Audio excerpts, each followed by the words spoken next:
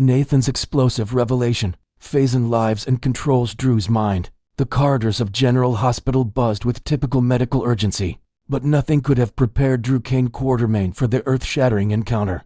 That would change everything he thought he knew about himself. As he wandered through the familiar halls, still recovering from his recent shooting and grappling with the mounting suspicion surrounding him, Drew never expected to come face to face with a ghost from Port Charles' past. Nathan West, the detective everyone believed had died 7 years ago, sat propped up in his hospital bed, his piercing eyes tracking the movements outside his room. When Drew appeared in the doorway, recognition flashed across Nathan's features like lightning.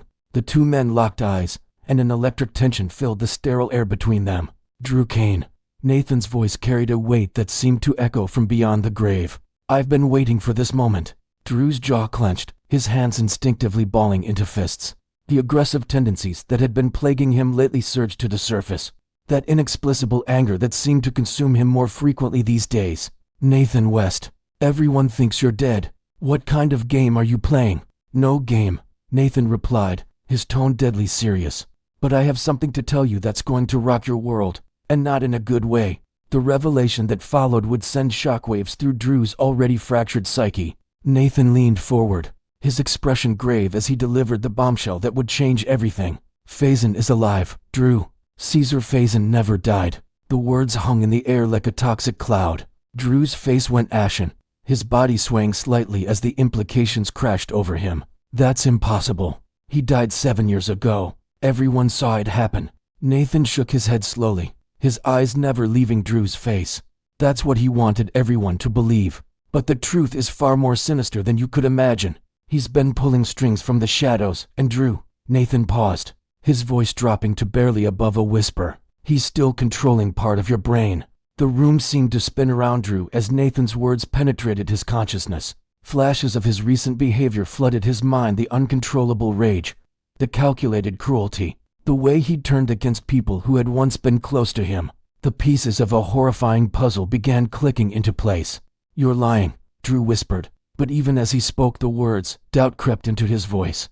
That's not possible. Think about it, Nathan pressed on, his voice gaining urgency. When did you start changing? When did you become this person you are now? It wasn't gradual, was it? It happened after something specific, probably when you were most vulnerable. Drew's mind raced back to his time in Pentonville, the brutal beating he'd endured, the period of recovery that followed. Had something happened then? Something he couldn't remember? The brainwashing techniques Faison perfected on me. On others they're sophisticated beyond anything the WSB has encountered before. Nathan continued, his voice taking on a clinical tone. He can implant suggestions, alter personality traits, even create trigger responses that activate under specific circumstances. You think your anger is your own, but it's his programming. The revelation hit Drew like a physical blow. Every cruel word he'd spoken, every relationship he'd destroyed, every moment of inexplicable rage, none of it had been truly his own.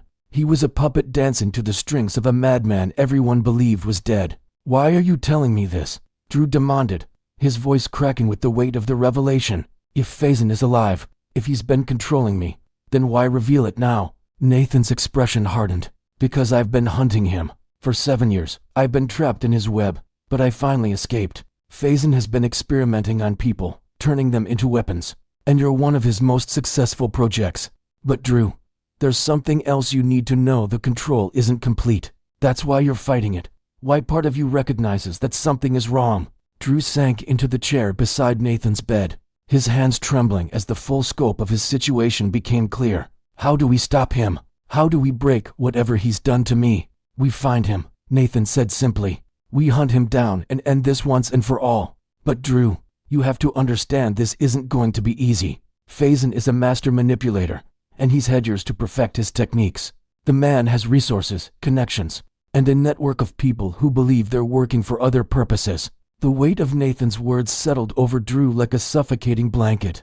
He thought about all the people he'd hurt, all the bridges he'd burned, all the relationships he'd destroyed. How much of that had been his choice, and how much had been Faison's influence? There's more, Nathan continued, his voice dropping to an even more serious tone. Faison isn't just controlling you, he's been manipulating events in Port Charles for years. The return of certain people, the timing of specific incidents. Even some of the conflicts that have torn families apart, his fingerprints are all over them. Drew looked up sharply. What are you saying? I'm saying that Faison has been orchestrating a grand design, and you're just one piece of it. He's been playing the long game, positioning his pawns, waiting for the right moment to make his move, and I think that moment is coming soon. The hospital room fell silent except for the steady beeping of Nathan's monitors. Both men were lost in thought, contemplating the magnitude of what they were facing. Drew felt a mix of relief and terror: relief that his behavior hadn't been entirely his own doing, and terror at the thought of the puppet master who had been pulling his strings. If we're going to do this, Drew said finally, his voice steady despite the chaos in his mind, we need to be smart about it. Faison is dangerous, and if he's been planning something for this long, he's going to be prepared for resistance. Nathan nodded. That's exactly what I was hoping you'd say. But Drew, there's something else you need to consider. What if this is exactly what he wants? What if bringing us together, having this conversation, is all part of his plan? The question hung between them like a sword of Damocles. Drew's newly awakened paranoia kicked into high gear as he considered the possibility that even this moment of revelation could be another layer of Faison's manipulation. You think this is a trap? Drew asked, his voice tight with suspicion. I think everything with Faison is a trap, Nathan replied grimly. The question is whether we're walking into one knowingly or unknowingly. But Drew, here's the thing: even if this is part of his plan, we can't let that paralyze us. Sometimes the only way out of a trap is through it. Drew studied Nathan's face, searching for any sign of deception. The detective who had once been known for his integrity and moral compass seemed genuine. But after learning about Faison's manipulation, Drew wasn't sure he could trust his own judgment about anyone or anything. How do I know you're telling the truth? Drew asked pointedly. How do I know you're not working with him? Nathan's expression didn't change, but something flickered in his eyes. Understanding, perhaps, or sympathy. You don't, he admitted. You can't know for certain. But Drew, think about this: if I were working with Faison, why would I reveal his survival? Why would I tell you about the programming? Wouldn't it serve his purposes better to keep you in the dark? It was a valid point, but Drew's mind was reeling with possibilities. Unless telling me is part of the programming, unless making me think I can fight it is exactly what he wants. Nathan leaned back against his pillows, a rueful smile crossing his face. You're learning to think like he does. That's both good and dangerous. Good because it means you're starting to see the layers of manipulation. Dangerous because that kind of paranoia can consume you. The two men sat in contemplative silence for several minutes, each lost in their own thoughts about the implications of their situation. Finally, Drew spoke up. If we're going to do this, if we're going to hunt down Faison and end whatever game he's playing, we need to be prepared for the possibility that we won't both survive it. Nathan met his gaze steadily.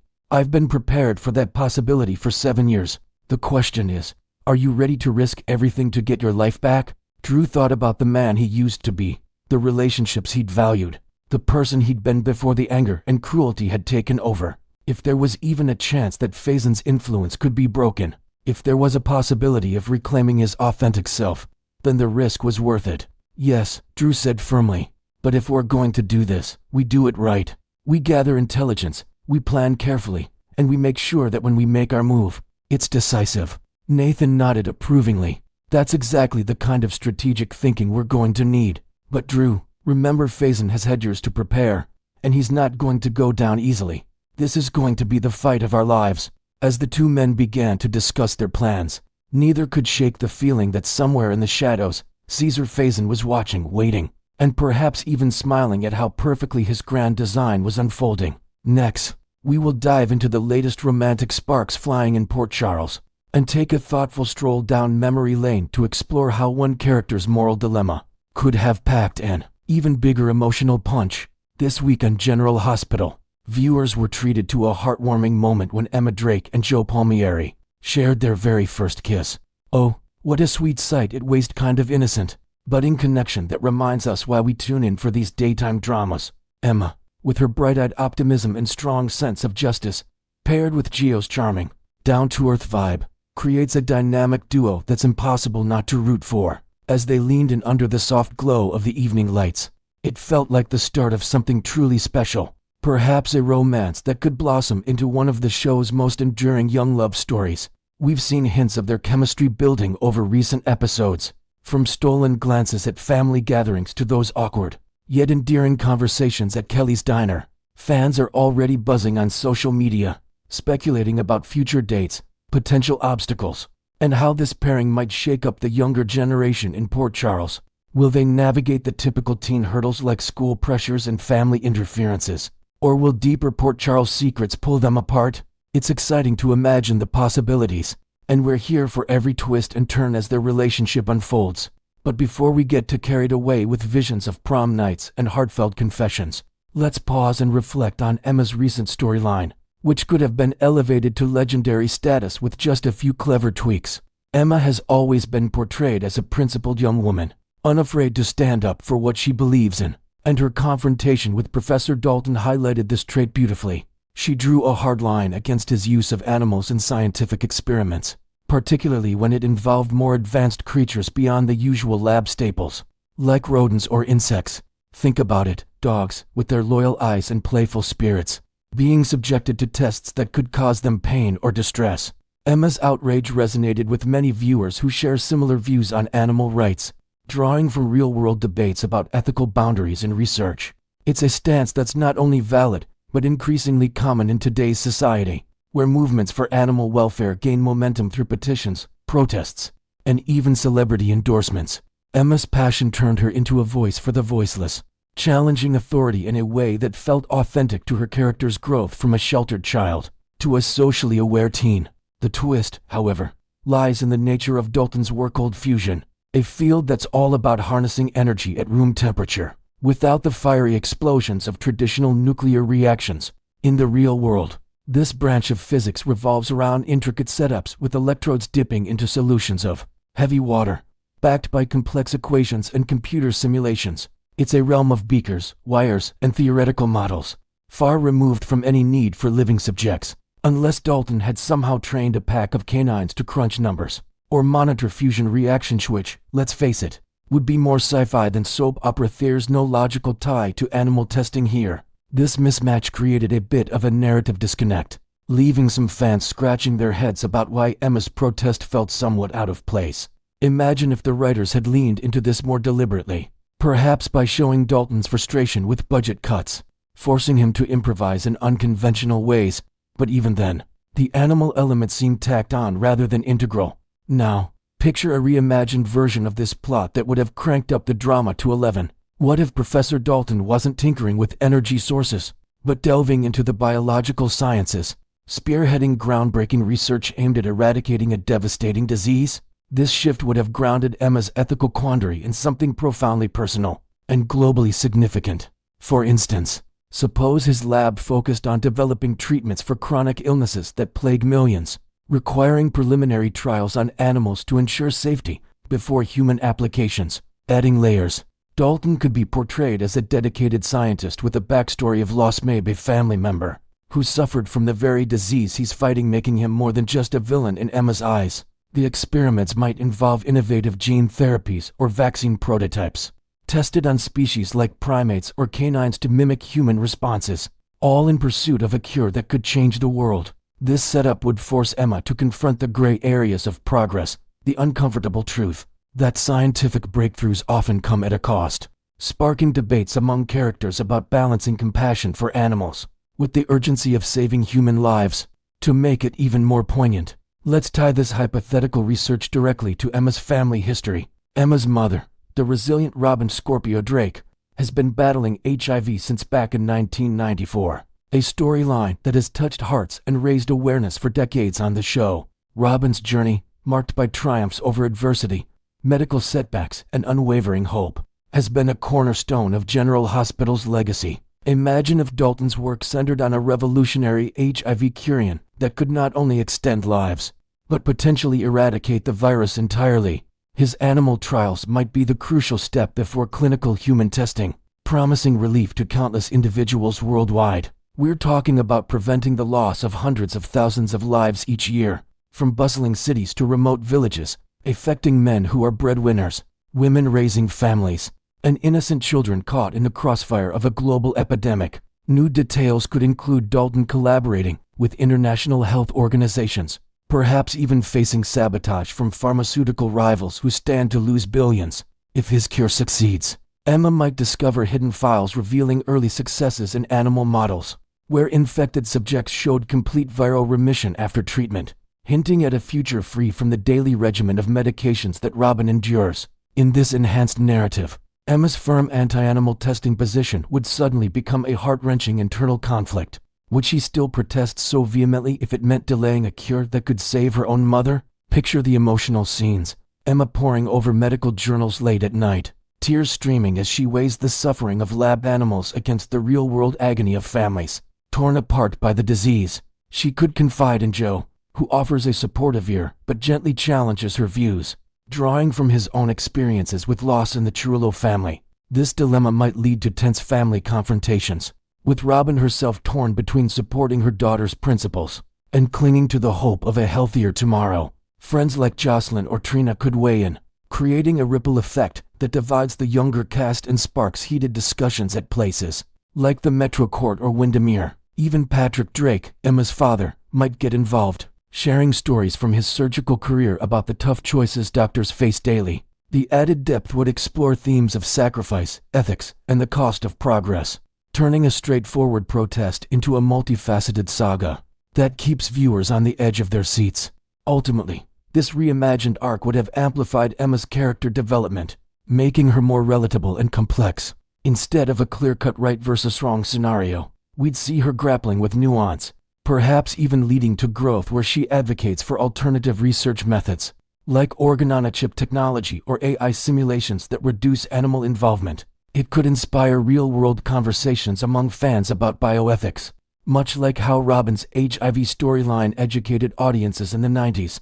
As we watch Emma and Gio's romance bloom in the current episodes, it's fun to daydream about these what-if plots that could have made her journey even more unforgettable. Next, we will explore the intriguing transformation of Jason Morgan as he edges closer to reclaiming his Quartermain roots, potentially bidding farewell to his infamous stone-cold persona. In the wake of Monica Quartermain's heartfelt funeral, the winds of change have been swirling around Jason for quite some time now, and it's becoming clear that his journey toward becoming Jason Quartermain is no mere coincidence. It all kicked off when he and his longtime ally Sonny Corinthos made the bold decision to step away from the dangerous underworld of organized crime, seeking a path less fraught with violence and betrayal. This pivotal choice marked the beginning of a subtle shift, with subtle hints scattered throughout recent episodes like breadcrumbs, leading back to his prestigious family heritage.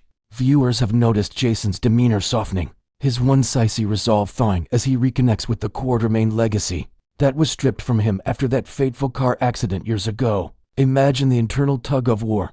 The hitman who thrived in shadows, now grappling with the allure of a legitimate life, perhaps inspired by quiet moments of reflection at the Quartermain Mansion's grand library, or during solitary walks along the estate's manicured gardens. These clues aren't just plot devices, they're building blocks for what could be one of the most profound character arcs in General Hospital history, inviting fans to ponder if this evolution is driven by genuine self-discovery, or the cumulative weight of losses he's endured. One of the most touching indicators of Jason's changing priorities has been his deepened role as a father to young Danny following the tragic death of Sam McCall. In the aftermath of that devastating loss, Jason didn't just step up and fully immersed himself in parenthood, prioritizing his son's well-being above the chaos that once defined his existence.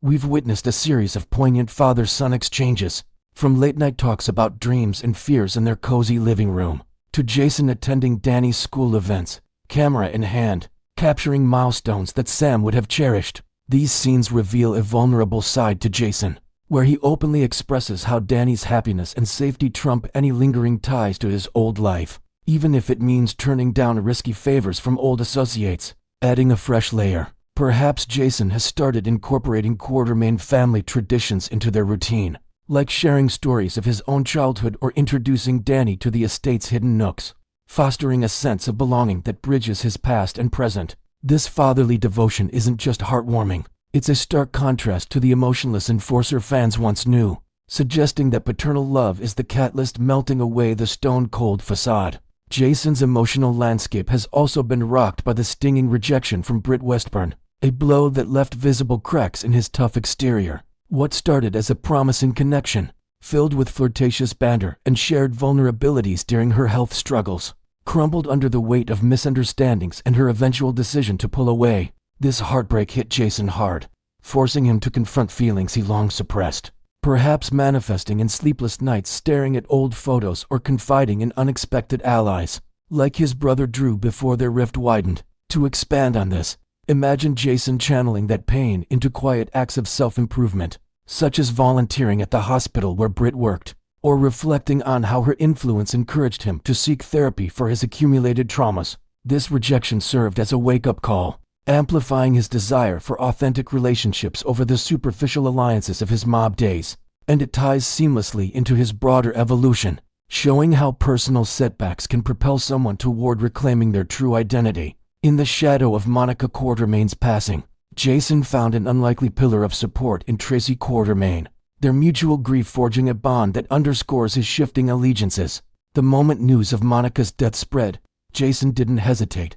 He leaned on Tracy for solace, sharing memories and navigating the family's intricate dynamics during those raw, immediate hours. At the funeral itself, held in the solemn elegance of Port Charles Historic Church, Jason emerged as the gracious host, greeting mourners with a composed strength that echoed the Quartermain poise. He arranged floral tributes with personal touches, like including Monica's favorite lilies, and delivered a eulogy snippet that moved the congregation to tears, highlighting her unwavering love despite their complicated history. This role reversal from outsider to family anchor feels like a natural progression, especially with new invented elements such as Jason discovering old letters from Monica in her study, revealing her secret hopes for his return to the fold. Tracy's influence here is key, as her sharp wit and no-nonsense advice provide the backup Jason needs, potentially setting the stage for joint ventures in protecting the Quartermain empire from external threats. With Drew Kane's portrayal veering into outright villainy,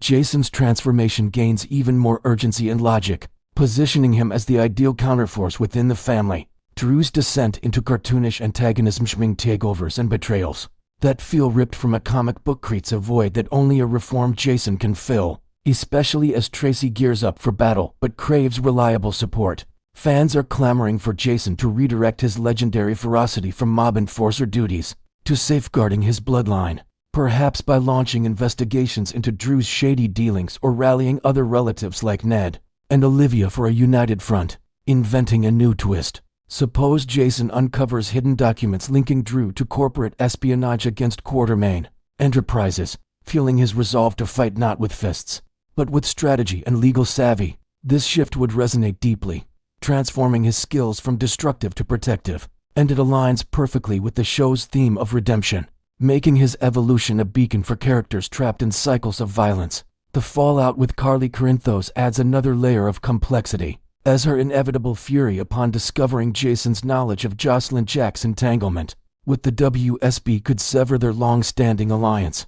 Once Carly learns the truth, perhaps through a leaked recording or a slip from Anna Devanishes, likely to unleash her signature wrath, accusing Jason of betrayal and sidelining him from the Corinthos inner circle. This turning point, amplified by Monica's death, might be the final push Jason needs to fully embrace his Quartermain identity, questioning if loyalty to Snarly and Sunny's chaotic world is worth the isolation. In a detailed expansion, envision Carly confronting Jason at the graveside, her words cutting deep and forcing him to reflect on how Monica's passing has awakened a longing for stability, free from the constant drama of vendettas and cover-ups. Tracy's recounting of that pivotal night when Monica embraced Jason as her own during his illness struck a profound chord, feeling like a full-circle moment that solidified his place in the family. She painted a vivid picture of Monica's maternal devotion, rushing to his side with remedies and reassurances, treating him no differently than her biological children despite the adoption complexities.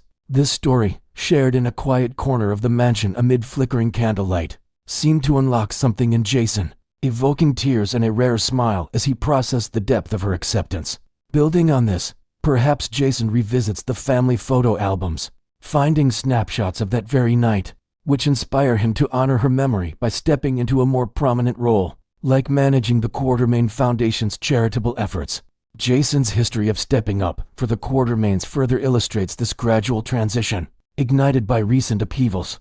For instance, his close bond with Emily Quartermain saw him playing the protective brother, even tracking her down and bringing her safely home after she ran away in a fit of youthful rebellion. Episodes like these, where Jason mediated family disputes or offered quiet support during crises, show the Quartermain DNA has always simmered beneath the surface, waiting for the right sparks like Monica's funeral alto ignite a full metamorphosis. Adding inventive details, recall how Jason once secretly funded Emily's art studies abroad, a gesture that now echoes in his current paternal instincts with Danny, blending his past actions into a cohesive narrative of growth. So, spoilers enthusiasts, how do you envision Jason's future now that glimpses of a peaceful, non-violent existence are shining through? Would you love to see him settle into the Quartermain mansion as the new patriarch, rebuilding bridges with tailored suits and boardroom battles? Or do you believe his stone-cold history has torched those connections beyond repair? Share your theories in the comments, and keep watching for more explosive General Hospital developments right here on our channel.